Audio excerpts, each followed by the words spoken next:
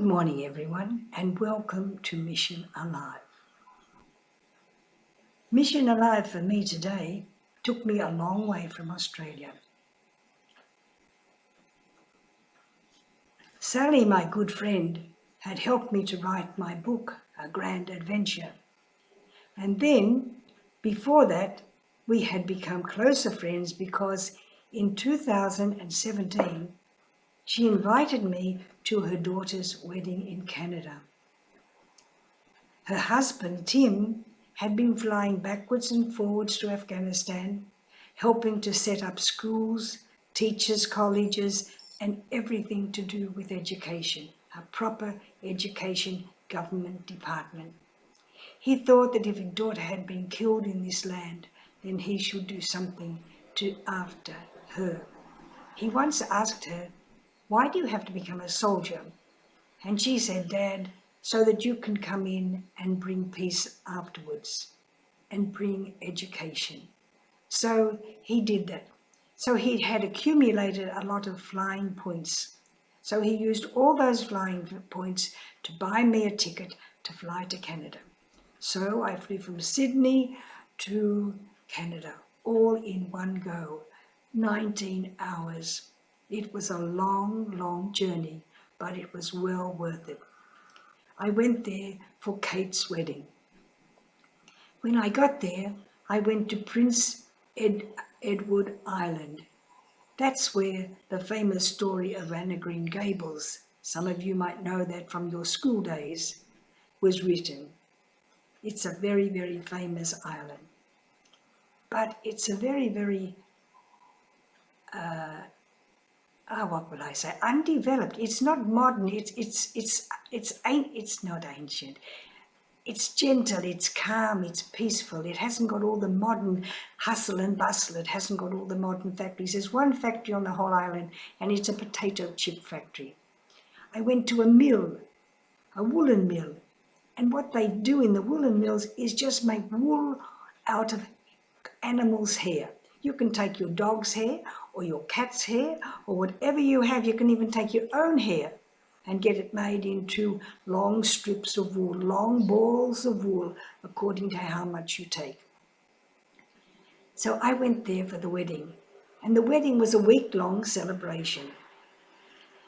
People came and they stayed in the cottages along the edge of the beach.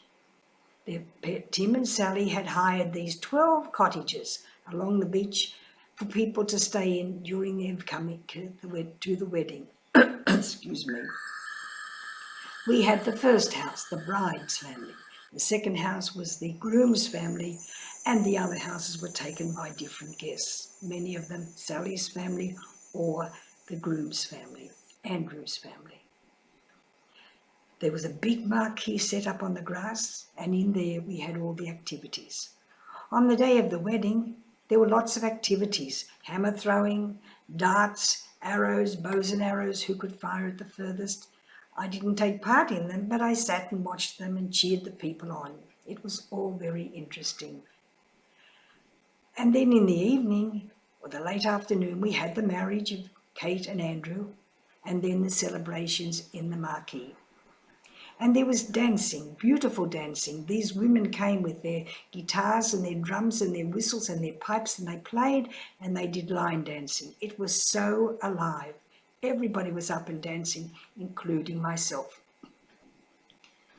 So in the evening, when everything was over, lots of people went down on the beach to talk about what had happened that day. For them, they were looking at their mission alive. They may not have known it, they may not have thought about it, but they were looking about, what did I do today? What did I do that gave joy to other people? What did I do to help other people? What did other people do for me today? So I went into the house with Sally and we sat down and had our cup of tea and just talked. And later on, Tim came back from the beach. And he said, when he sat down, some of the people asked him, "Tim, do you really know Sister Helen?" And Tim said, "Yes, we worked with her in Papua New Guinea." And they said, "Is she truly a Catholic sister?" And Tim said, "Yes, Look at the medal she wears around her neck. She's truly a Catholic sister. She's a daughter of Our Lady of the Sacred Heart.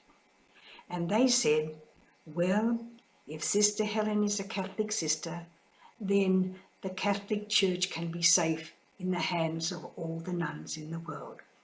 I was very proud to hear those words, that the world would be safe, the church would be safe in my hands and in the hands of all the other sisters in the world. And the world is safe in your hands too, if you are living mission alive, if you are doing something every day for somebody else. So bye now, and off you go and do something that will keep mission alive.